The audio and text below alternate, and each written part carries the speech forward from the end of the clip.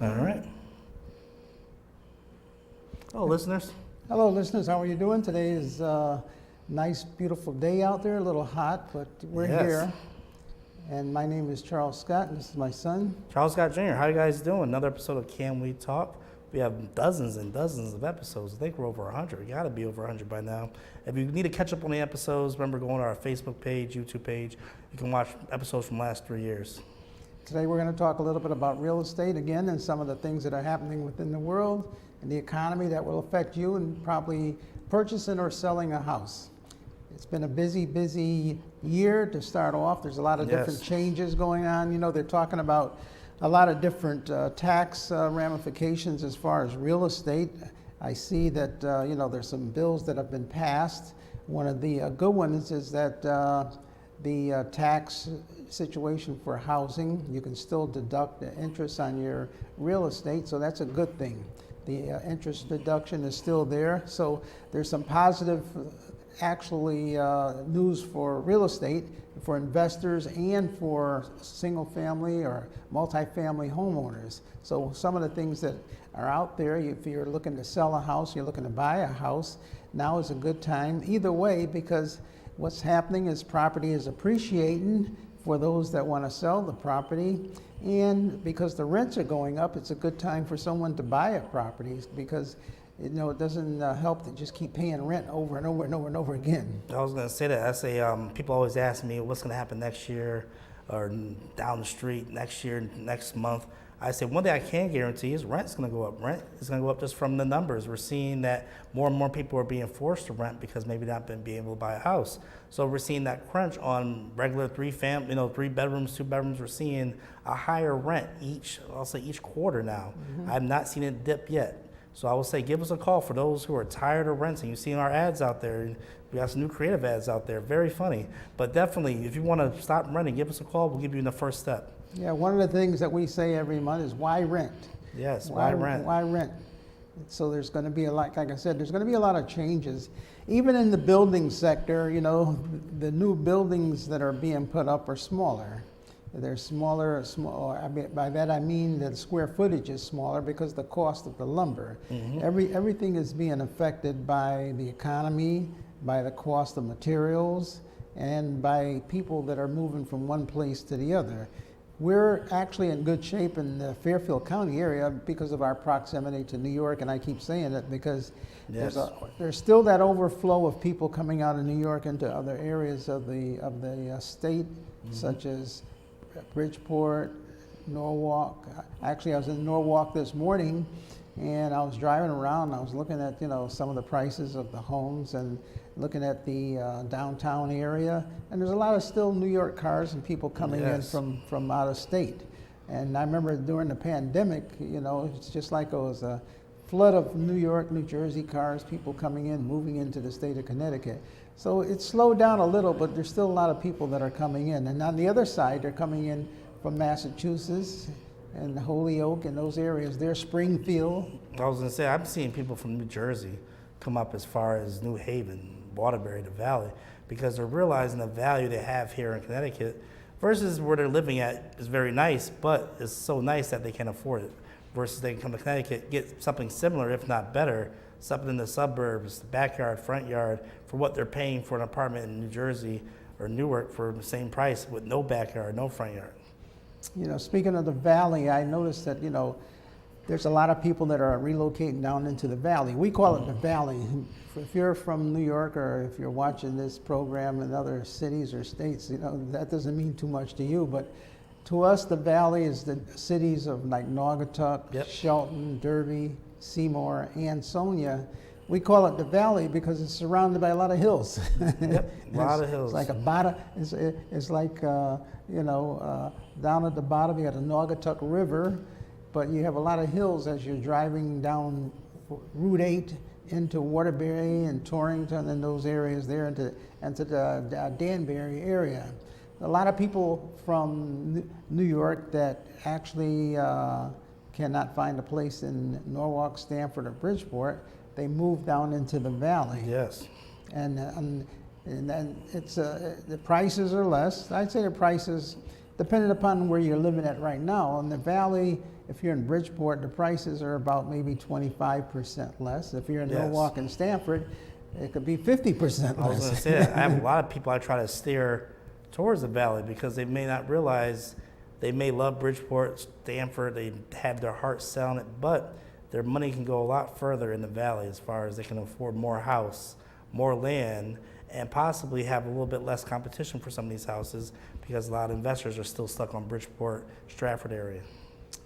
You know, actually, the valley is so popular that within the last, it's been an inconvenience and it's been crazy in the last 3 years because they're working on the highway, Route 8. No, they're paving it. They're expanding it, they're paving it, and you know, I'd say they're probably 70% complete. In some parts, they're paving it and putting down the lines and everything. But once it's complete, you know, people, you know, probably if anything, people have always said to me, well, the valley, if move to Waterbury, it, you know, takes a long time to get there. But to be honest with you, Not that bad. from Bridgeport to Waterbury, it's like, it was, I'd say, 30 minutes. Now it's like, once this is all completed, it'll be about 20 minutes. Yeah, like it used to be. There'll be no construction. Which is nothing. Exactly. People realize that they can keep their jobs in New York, commute back and forth, and what they're also doing in Connecticut, they're expanding the track, the Metro North, so it can reach more They added cities. another train. They added another train, so they can reach more cities and have more, I'll say, more stops. So no matter where you are, if you are coming into, you know, this particular area, they're making it more convenient for you to be able to, you know, reach further distances. The trend right now for housing is that a lot of people are moving further away from their jobs. Yes. And to accommodate that, the cities are opening up the highways and having more rail service. I know that they have, they're working on right now a fast train from Connecticut into New York. You know, within, you know, 45, 50 minutes, you could be in Manhattan. Yep, one straight shot. So that's nothing. That's I mean, if you, hey, by the time you get your coffee and your newspaper and you sit down, head for work, the next thing you know, you open up and you're right in the center of Manhattan.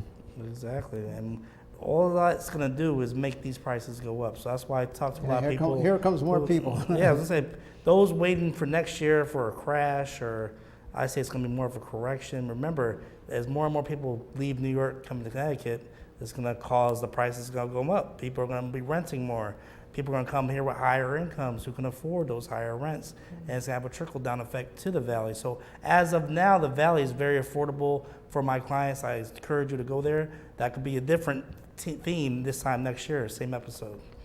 One of the other things is, you know, we try to bring you the news as to what's happening, you know, locally. I noticed in today's newspaper, the Holiday Inn, which was normally, you know, usually, which was downtown, was purchased about 2 years ago, and they turned it into market rate housing, which is, you know, still a little high, but and there's quite a few units that were converted in there. Now it's been sold again within just a period of 2 years. Wow. And now it was purchased by a nonprofit out of Trumbull, Connecticut, and they're going to move their headquarters into the first level, and they're going to eventually change it over from market rate housing to affordable housing. Workforce? Affordable housing. It's all going to be 100% affordable housing, and to take up, I think it's like 220 units in there. That's about 1 and 2 bedroom units. So Okay. that's, and it's a nonprofit that purchased the entire building. So, you know, there's a need for that. A lot of developers Yes. are looking to, you know, provide affordable housing. We're working with a developer right now who's looking to, you know, develop homes and townhouses. And what the government does is they limit the income of people buying units to either 50%, 80%, or 120% of what they call the AMI, which is the adjustable median income. So in order for a developer to get money to build the housing, he has to agree that the people that live there can only max out at making a certain amount of money. And you would think that, oh, that's going to be, a low amount, but no. A family of 4 can still make over $100,000 and still live there. So it's not like low income, just because this area is so wealthy, affordable is still considered I was gonna say, making $100,000. affordable could be the top for another city. They'll say, well, that's very wealthy. But like I said, Bridgeport is a metro city to New York, so affordable could be one thing to another city could be too much. But definitely, that's great news because we need that type of housing here. We need more affordable housing for our clients than abroad. Well, I've always said you need affordable housing because you need somewhere where the workers can live. Mm-hmm. If your worker if you're an employer, you need workers. And if the worker has to live 100 miles away just to get a decent house, then just imagine the workers, first of all, are going to be late all the time. Depends on the traffic. Exactly. There's a traffic accident and all your workers live 100 miles away, and there goes your workforce. They're getting out working, an hour late. Plus, on top of that, you may feel as though you're paying them a nice wage, but when they figure into it gas, time on the highway, getting to work, getting home, the travel, there goes all of your perks and your benefits of looking good as an employer. We even have we have certain employers that will pay for or pay the deposit and help people buy a house if they agree to live within an area of wherever the employer is. We have Careful a couple. how you say they're going to start bringing our phone down for that. That sounds juicy. Pay me to move to where your job is? What? Well, there's different programs out there. For example, you have the 2 hospitals in Bridgeport hospitals, and they have a program that they will assist in down payment for someone who's buying a house within a radius of the hospital. Correct. They will help with the down payment and the closing costs. They have an incentive because, hey, in the winter, or if it's tough for their employees to get to work and the employee has to live in another city, it's better that the employee live right down the street. Right down the street, walking distance. Walk right to the hospital, walk to the job. Hospital. So they have an incentive where they actually will help pay for the down payment and help a person buy a house locally to where they work. I've seen that with apartments also. I've seen them take nurses from down south, bring them up here, and pay their security deposit for the rent. So there are different programs. People don't realize a lot of programs out there. And one I like to mention every time is the Time to Own program. Still around, has $24 million as of this recording. But like I said, give us a call. It's for Connecticut residents who have been here for 3 years, pay taxes 3 years here in the state. But give us a call if you have any questions about that program, because we've gotten over a dozen people in the houses. And remember, it's a unique program where the money is forgiven. You stay 10 years in the house, every year that goes by, you're getting 10% off that loan, which is unseen. We've never seen that before. It's a very good program.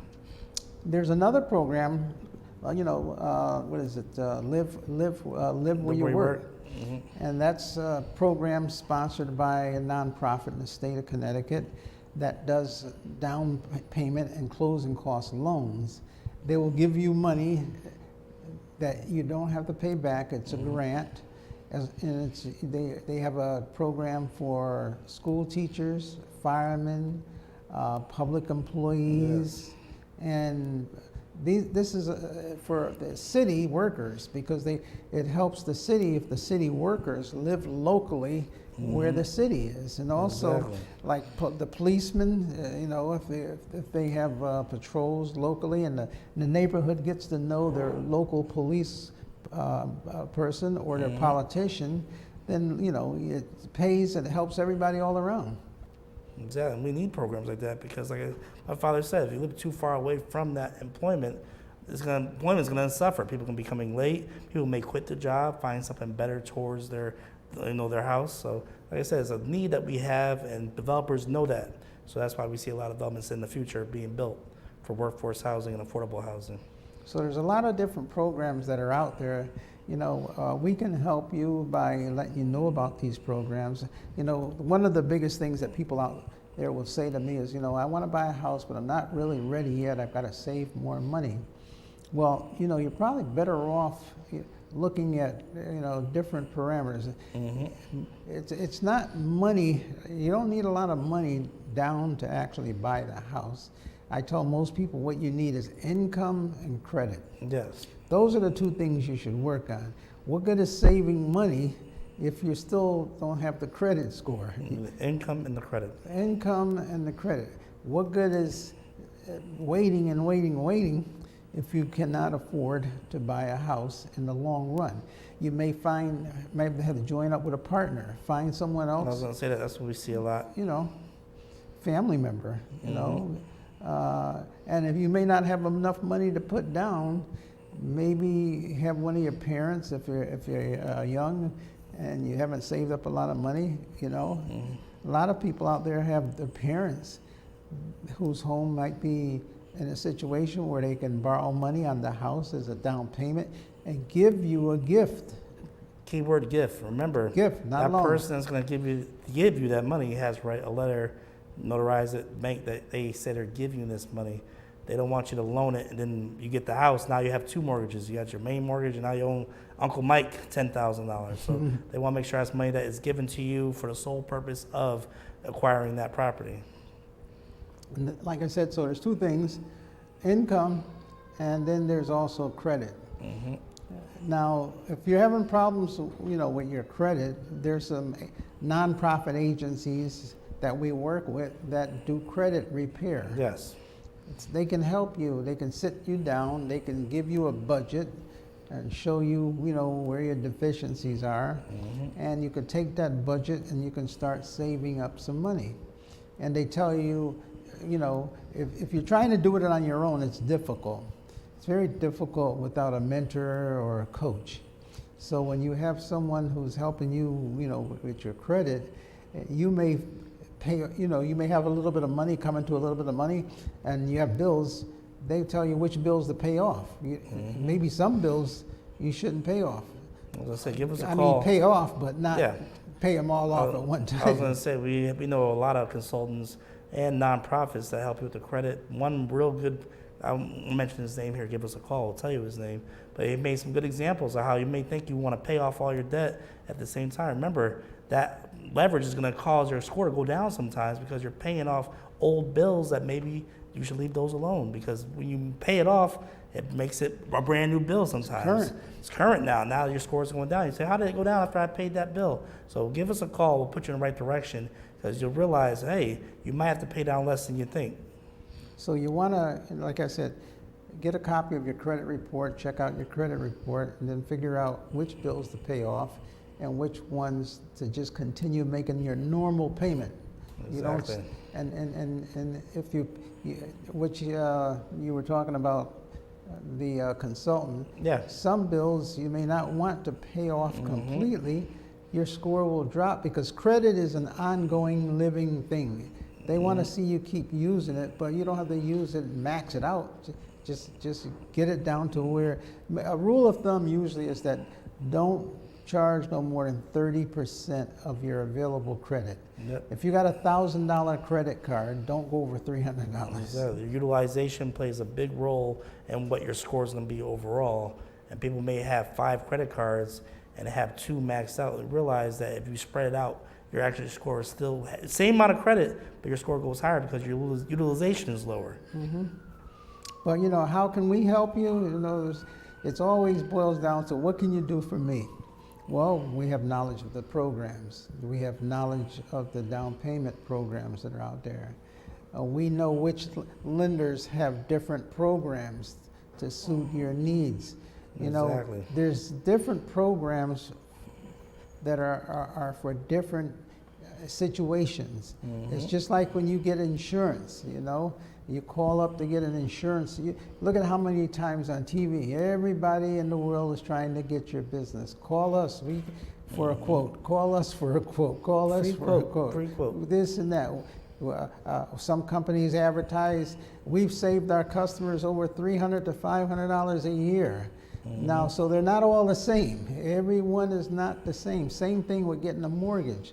All the mortgage companies out there have different programs. They have different incentives. I was gonna say that. You know, People, I always bring up this stat every couple of months. People do more time planning on vacation than they do planning their mortgage. That's a real stat they've done. Remember, you can shop around your mortgage. Remember, it's going to be the same amount of documents, your income, paychecks, credit report.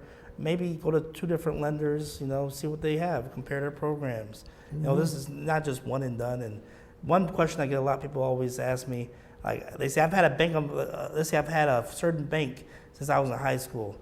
It's like they're loyal to them. It's like I have to go to them for the mortgage, right? I'm like, no, you go anywhere you want for the mortgage. Just because you've had that bank account since you were in diapers doesn't mean you have to go to that bank. I know it feels right to go to them, but shop around. You might find that you may have a credit union in your town that has a favorable rate, or you may go to a major bank. Or I recommend local in Connecticut because the Connecticut banks are going to know about Connecticut programs. exactly. They know about the programs. They also know about the areas. Whenever you buy a house, they've got to go out and look at the house. They know what type of property may be in that area.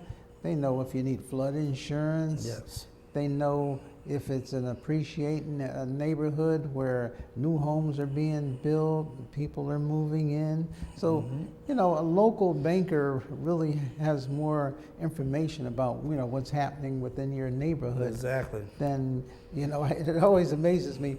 We get pre-qualifications or people call us up and say, hey, I just got this letter, I can go buy a house. And my first question always is, well, who gave you the pre-qualification? Well, I saw this guy online and I called him up at 1-800-GET-LOANS-FAST. How about that? And, I gave him the information and he sent me the letter and I'm set to go. And I'll say, okay, did you send him a copy of your pay stub? No. How did he know how much money you make? Oh, I told him. Told them. Oh, okay. So what happens if you look at those pre-qual letters, they call them, big letters at the bottom, they are still have to go through a vetting process of checking all your paychecks, your employment, your student loans. That number is more of a guesstimate. They're going off your good faith, saying that you told me you were a millionaire, you had no debt. They say, okay, you're qualified for this. What we're going to want is a pre-approval. That's when they're going to sit down with you, ask for paychecks, ask for bank statements, all the pages of your bank, because they want to give you an accurate amount. How often do we see that? People come in and say, I got my pre-qual. I got them all set to go.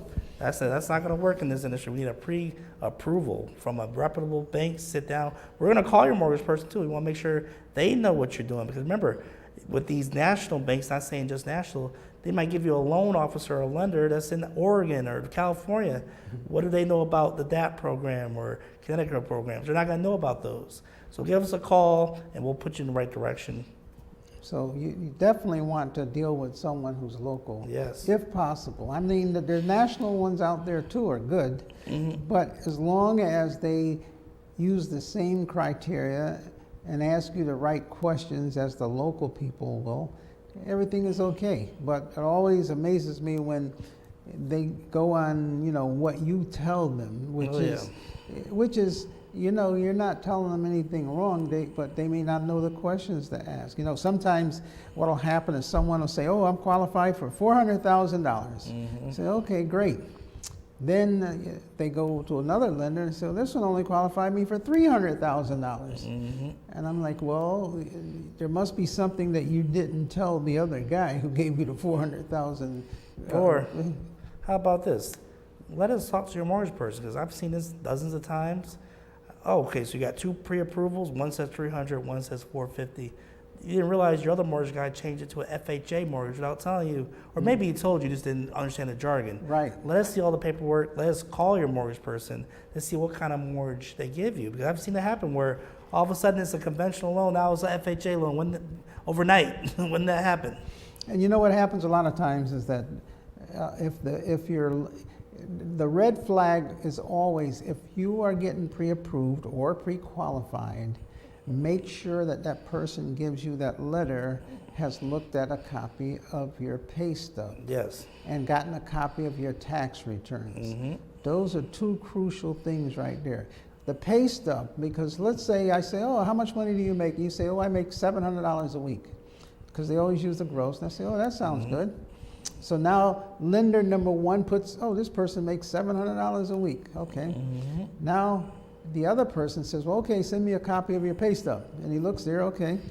You make $700 a week, but what's this deduction here for $150 every week? And he says, oh, that's my child support.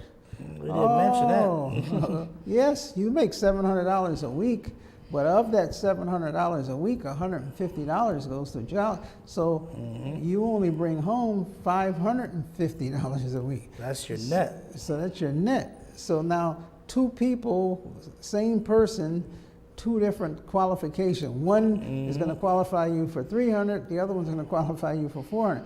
Well, guess what? The one that qualifies you for $400 eventually is still not going to be able to do that loan because they didn't see the child support that was in there. Exactly. And it could be the other way around too. What if you didn't tell them about maybe every month there's an extra $100 going into your checking account because they're going to look at your bank statement. Well, what's that? Oh, that was a company I work for and I get a small pension and every month they send me. So guess what? Now you're actually making more money than what you told the person. Exactly.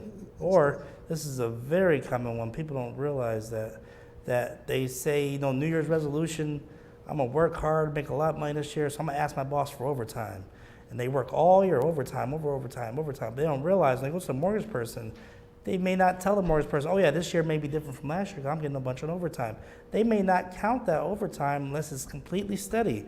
Remember, there's been times where people get qualified for a lot and they had to come down because they're saying, well, that's overtime. You're not going to be guaranteed overtime. There's seasons in your job. You're busy in the summer, but slow in the winter. So make sure you're honest with your mortgage person. Tell them, oh, this is temporary overtime for this particular time. That's going to affect my pay. It looks like I got a promotion, but not exactly.